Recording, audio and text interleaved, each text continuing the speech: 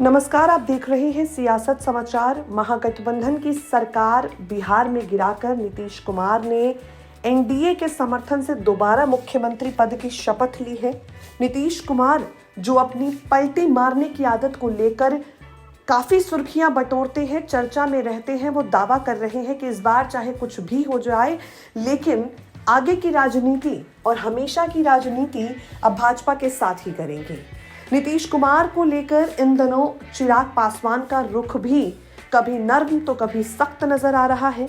अब चिराग पासवान ने तेजस्वी यादव को लेकर, बिहार की राजनीति को लेकर अपनी प्रतिक्रिया साफ साफ सामने रख दी है। चिराग पासवान ने कहा, किसी भी नेता को ज्यादा से ज्यादा जनता के बीच रहना चाहिए। अब तेजस्वी यादव यात्रा पर निकल रहे हैं। यकीनन उन्हें मालूम होगा कि पिछले 17 महीने में उनकी सरकार ने क्या काम किया है, जनता के बीच वो अपनी बात को कितना पहुंचा पाए हैं। ये सारी बातें उनको इस यात्रा से समझ आ जाएंगी। सीएम नीतीश कुमार पर बीते दिनों तेजस्वी यादव ने थके हुए मुख्यमंत्री को दौड़ाने का काम किया है, कुछ इस प्रकार की टिप्पणी की है। और तेजस्वी की टिप्पणी पर चिराग पासवान कहते हैं, कौन थका है कौन नहीं, अब चुनाव सर पर है, इन बातों का कोई मतलब नहीं है। 35 सालों में क्या हुआ, 17 महीनों में क्या हुआ, इन बातों का अब कोई मतलब नहीं है। इन सब बातों का आकलन चुनाव में हो जाएगा।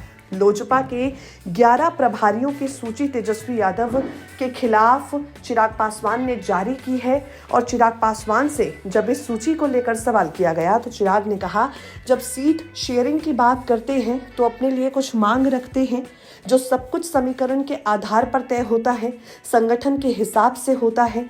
जिन सीटों पर लगता है कि पार्टी चुनाव जीतेगी उन सब सीटों का दावा करती है। एनडीए बिहार में 40 की 40 सीटें जीतेगी। गठबंधन में होने का सबसे बड़ा फायदा ये होना चाहिए कि हर विधानसभा में हमारा संगठन मजबूत हो।